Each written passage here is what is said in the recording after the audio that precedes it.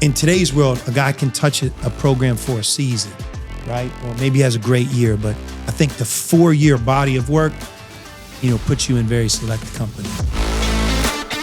This is the Sean Miller Podcast, presented by Deer Park Roofing. Now, here's your hosts, Paul Fritschner and Adam Baum, with the head coach of the Xavier Musketeers, Sean Miller. Welcome into another episode of the Sean Miller Podcast. Paul Fritschner alongside Adam Baum, the head coach of the Xavier Musketeers, Sean Miller. And as always, we are presented by our presenting sponsor, Deer Park Roofing, and the official payroll sponsor of the Sean Miller Podcast, Payroll Partners. It is an extremely special episode today because we have a Xavier legend back on campus. To my left, it is Trevon Bluiett. Trevon, it is great to see you. I have some things here about you for fans to remember how good you were here in a Xavier uniform. Unanimous Big East All-Rookie team your freshman year. All Big East first teamer your final 3 years at Xavier. You were one of only 13 players all time to do that, to make an All Big East team, the first team 3 times. All Big East tournament team 3 straight years. Consensus All-American your senior year. Second in program history in scoring, 2,261 points. Most three-pointers made in school history, 319. Sweet 16, an Elite 8, a 2 seed, a 1 seed, and a member of the 2024 class of the Xavier Hall of Fame.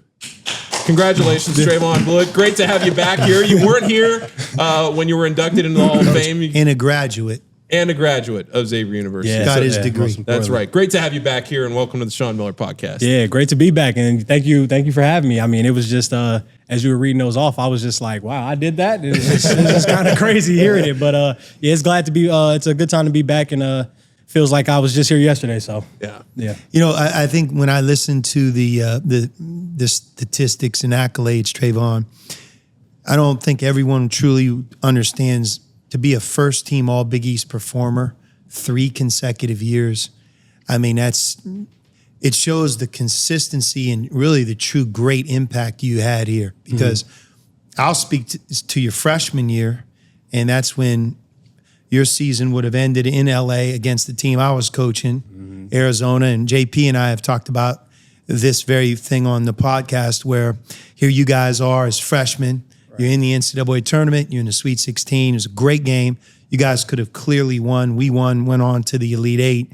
And that was almost like a trampoline of you had a great freshman year, and then you took over and you almost had a partner to take over the next 3 years. And I think that when I think about just the impact from start to finish, it's enormous. And I don't know truly if you understand how remarkable it is. They're just, in today's world, a guy can touch a program for a season, right? Or maybe he has a great year, but I think the 4-year body of work, puts you in very select company. So yeah, and I appreciate that. And I mean, it's crazy, like you said, just going back through it and realizing, how difficult and complex all that was, and where we started from. It's just amazing to see how it all ended up. And I think a lot of people kind of, underestimate too the power and how powerful JP was being alongside with me and being, kind of like complimenting each other. I mean, that goes a long way. And just for him to kind of, being in that role, that's huge. That's huge on for anybody. So no doubt. And going against you guys. So I coached against you as freshmen, and then we caught back up in San Jose again in the Sweet 16. As a junior, which you guys got to the Elite 8 against Gonzaga, beat us.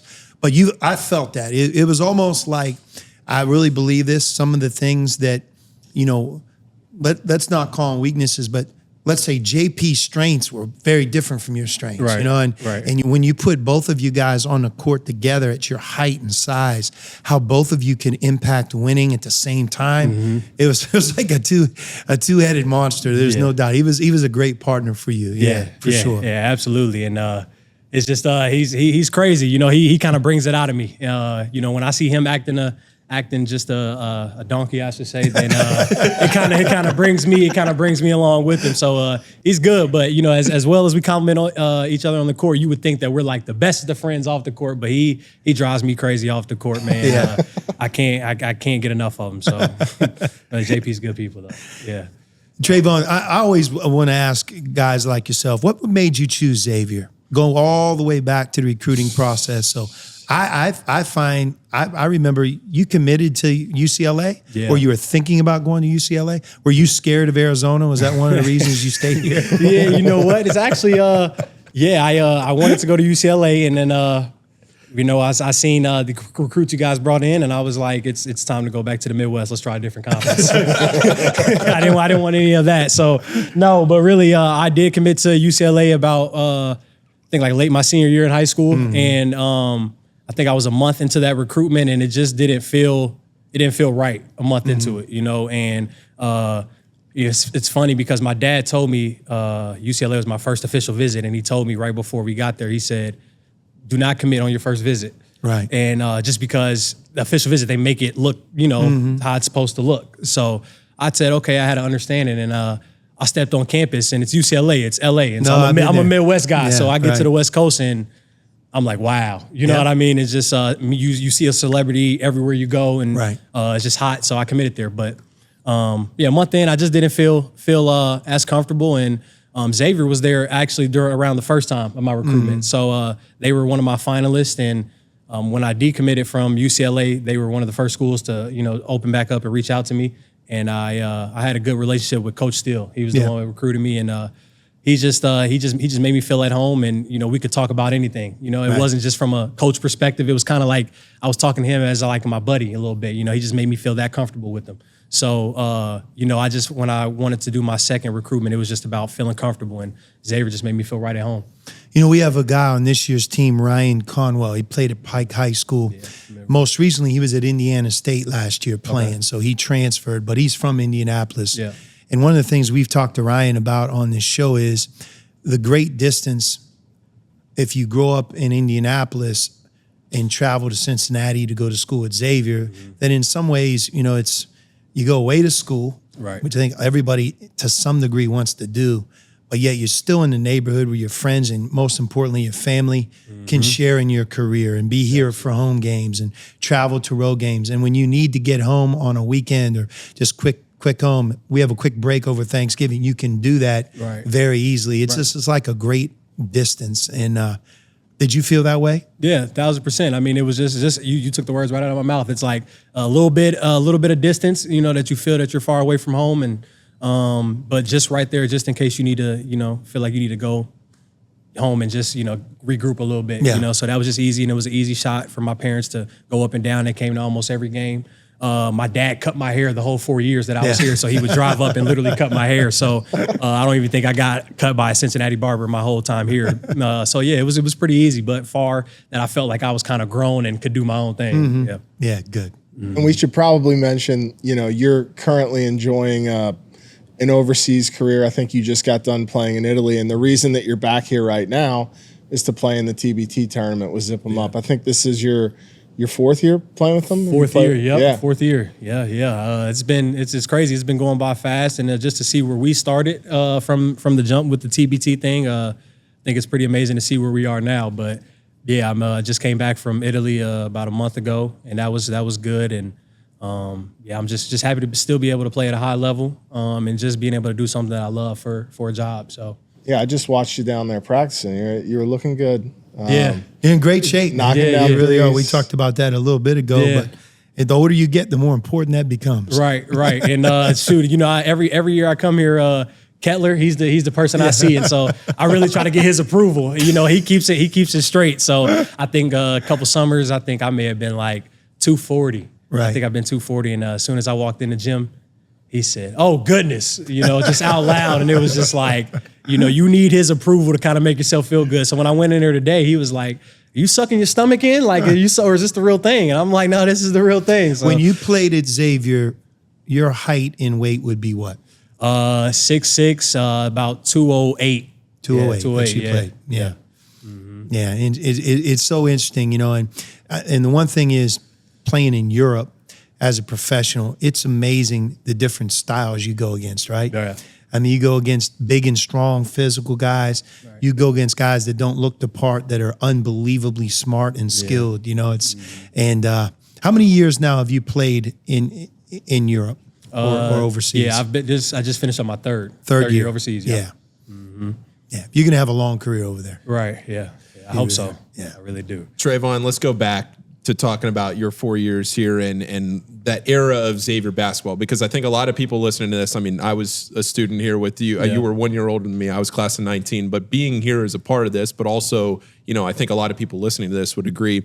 There are eras of Xavier basketball you could make the argument for, but it's hard to make an argument against the 4 years you were here between the Sweet 16, Elite 8, a 2 seed and a 1 seed in the 2 years that you didn't advance that far in the tournament. Yeah.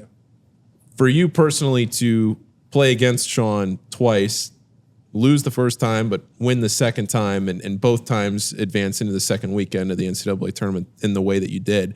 What do you remember about those games? And between the first game and the second game, what do you kind of take away? Yeah, I mean, the first game, it's just funny how it happened. I mean, first game, it was in LA, and what arena was that? Was that Staples Center that we were in? So, I mean, the lights were bright, and it's a Sweet 16. So for me as a freshman, to be in that position, it was just like, I was just like a deer with my head cut off, you know what I mean? And it was just, I looked over at the Arizona guys, and they had big Caleb Tarzewski, you know what I mean? And Rondae Hollis Jefferson, Stanley John. It was just like big guys, and big stature. And it was just like, oh, this is the real deal, and I don't think I did too great, that game freshman year. And I think we came up short, and they had TJ as well. And I mean, they were just a well-rounded team. You definitely had our number that game, but it was a good experience. And I know I went back home, and I was just like, yeah, I want to do that again. You know what I mean? And it's just junior year, I just think it was just an unlucky role. You know what I mean? I think when you play a team in that situation, Sweet 16 game to go to the Elite 8, and you play them again 2 years later, kind of in that same situation. I know it was terrible for us. Yeah. I feel like it's almost impossible for that team to win again. And that was kind of like with us in Wisconsin and Florida State. It's just like it's tough to beat a team twice with those circumstances. But the second time we played them, I think just from our mental standpoint, we felt like we were going to win the game just because of everything that happened before. We wanted to win. Same situation. Me and JP were older. Me, JP, and Sean. We had a couple of good role guys at that time, and at that time too, we also had nothing to lose. So that was just our biggest thing. Is like we're an 11 seed, busting brackets. We talked about this the other day, and that's the greatness of the tournament. It's what makes it magic. If you're that underdog, you in some ways that house money, playing free, playing confident. It can take you to another level. And sometimes when you're the favorite, you have to guard against being tight. Yeah. You dealt with both. The pressure of being a 1 seed and a heavy favorite and what that feels like, it can work against you, and being able to play free with nothing to lose, it can really work for you. Yeah. And, really you listen to how you guys entered the tournament and how you did in 4 years. I don't know if a player's ever experienced more than really what you have, other than touching the Final Four. Right. You did just about everything. Yeah. And I mean, it was a roller coaster too. I mean, the years that we did get a high seed, we expected to really do something, and it just came up short. And then the years that we had the lower seed where we just felt like we just going to squeak by, we did something with it. So it was just kind of crazy. It's a roller coaster of emotions, I'd say. Yeah. For sure. But I think the other thing too, even outside of the NCAA tournament, Sean, you talk a lot about when you're recruiting players, how important it is to play in the Big East tournament at Madison Square Garden. And you think about the moments that you had, especially that Butler game and some of the moments that you had, and even the Creighton game that you didn't end up winning, but just the back and forth at the end of that game, of that sequence is such a memorable game. Yeah. You had some incredible moments at MSG. Can you just maybe talk us through some of your favorites, or that Butler game, or any of those sequences? Yeah, I mean, just always playing at MSG is just high level. Whether it's playing a regular conference game against St. John's, or just playing in a conference tournament. And I mean, I just like you said, that Butler game, that was huge for us, just because we couldn't lose a game. That was, I think we started that tournament. We had to play DePaul. The night before, and I think we had to play 4 games to win it all. It was tough, and so. Butler's always a good fight. I'll say that for the cameras. It's always a good fight. So, it was high level there, and then just to be able to have that game winner, I think that kind of what built the momentum for us to make that run in March. But I mean, that was just a good feeling, and to do it in MSG. I thought we were going to do it again against Creighton, but that was a pretty good Creighton team with Marcus Foster in them. And but I just think, it's good. Those moments are you kind of cherish those moments a little more than anything, just because it's in the venue that it's in and the circumstances around it too. You know, when I think of Trevon's career, I would always try to watch the crosstown shootout. Sometimes I could, sometimes I couldn't. We might have been playing a game, I'm at Arizona, you have the time change, et cetera. But I was always aware of when the game was. But the one game that really stands out for me is, I'm not sure if it was your last game at UC. I think it was your last game at UC that you played. I don't know if it was your senior or junior year. Junior year. That game, I mean, if I had to say, let's watch Trevon Bluiett at his best, that had to be one of your most memorable moments as a player, period. Yeah, I would say it is. And crazy part about that is that, How many did you have? 40. Yeah. 40. 40. Yeah. Didn't miss a three in the first half. 6 for 6. Yes, you had 40 at UC in the crosstown shootout. By the way, they were good and we were good. Yeah. And sometimes when you just say that number casually, it just doesn't. You go 30, 40 years of that rivalry and not many guys are checking in with 40. Yeah. Yeah. I mean, it was always is that your greatest memory as a player? Is there one better than that? I mean, in terms of Xavier basketball, I think no. I don't. Right. I just think that was my favorite memory, and it's at their arena. You know what I And mean? you won. Yeah. No, we lost that game. You lost. We lost. That's the part that really. Yeah, gets maybe it me. is. My bad. Maybe it is. But as if you're talking about performance-wise, obviously for a rival game to do that. But so they won. Wow. That's the only game too. Yeah. And Ian gave up 40. That was a heck of a win That's on the their only end. game, so, yeah. It's like I can say what I want, but at the end of the day, they can say they won. So Yeah, that's right. That's Yeah. how I look at it. But we went 3-1, and I'm content with Yeah. how that went. Yeah. You know? Yeah.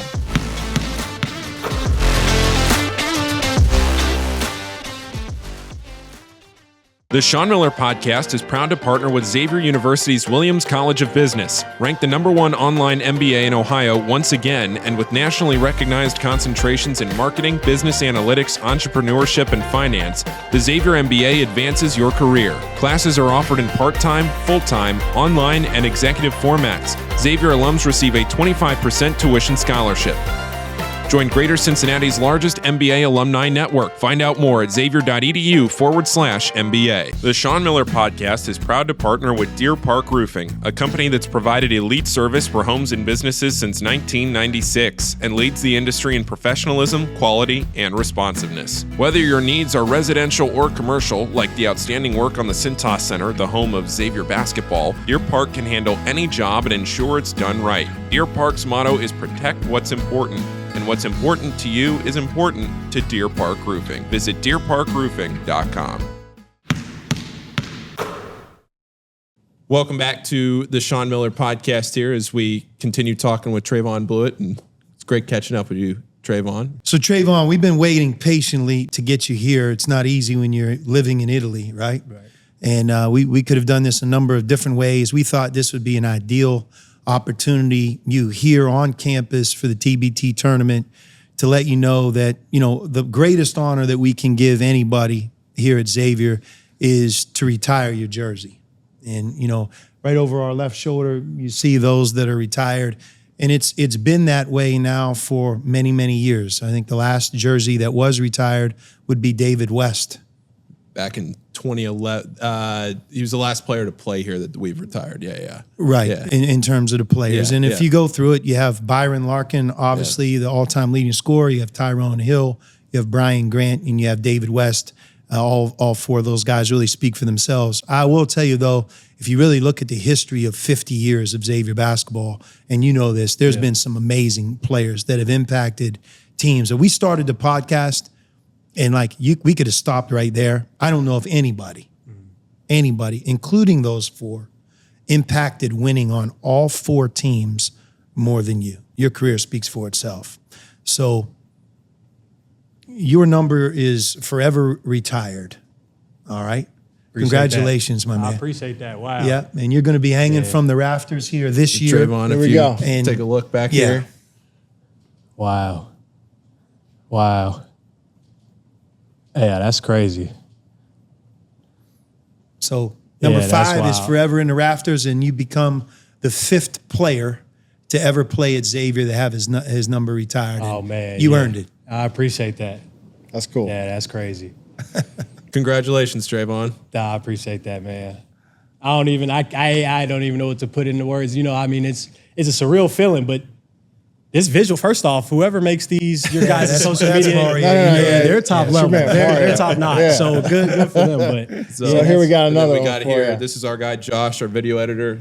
We have all the numbers of all the players. Right, Byron, 23's retired. He's been on the podcast. Now you're now 5. Yeah, number now 5. you will. Okay. Yeah. Oh yeah. But Trevon, look, you know, when we go out recruiting right now, you know, I think like the position that we kind of refer to you as, how you played at Xavier in college, is like the trigger. Yeah. And obviously Coach Mack's an incredible creative coach. And, you know, I know because I coached against you guys those 2 times, just how he would utilize your skill set and how he made you so difficult to guard and how you obviously make yourself difficult to guard. But we're hunting guys like you. And I think one of the things you find when you're trying to find a version of how you played in college, it's difficult. There aren't many guys who play your style because at 6'6", 208, the thing you can give up is size, right? Mm-hmm. Or just like, how about the rebounding, the skill set? If you're playing with 4 perimeter players and you become like that 4th perimeter player, how do you win? And you did that well too. Like that's the other part. Like it wasn't easy to take you in the post and beat you up. Yeah. Your physicality and skill level, you know, I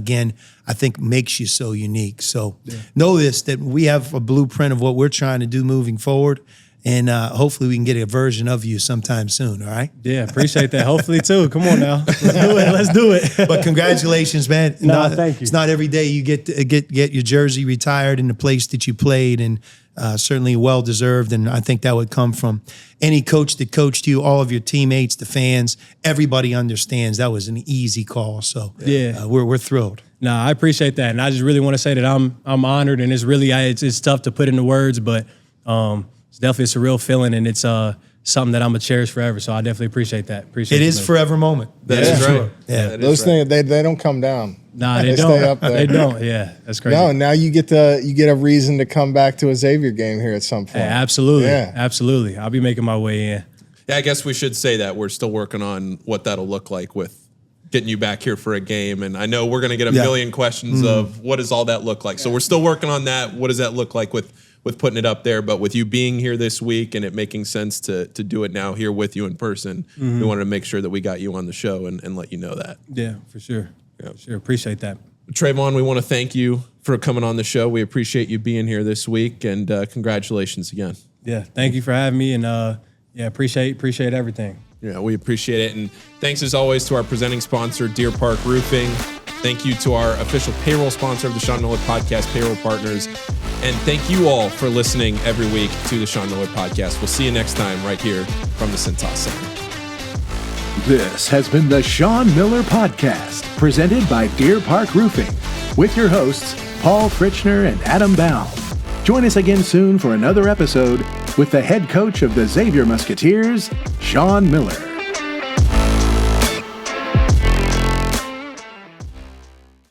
A place like Xavier University, with the history and tradition on the court, the academic excellence, and what this place stands for, where we play for the win, we play for the good shot. You know, it's all about the final score. You have to be yourself. The authentic person who you truly are stands out. I take the mantle of being the head coach at Xavier very seriously. We're supposed to win. The Sean Miller Podcast is proud to partner with Payroll Partners, where you're not just a number. That means providing a best-in-class HR and payroll experience that was built on award-winning technology and live support customer service with a dedicated payroll specialist who's just a phone call away. You shouldn't have to choose between technology and customer service. At Payroll Partners, you get both. Payroll Partners is locally owned and operated by a proud Xavier alum. Visit payrollpartners.net. That's payrollpartners.net.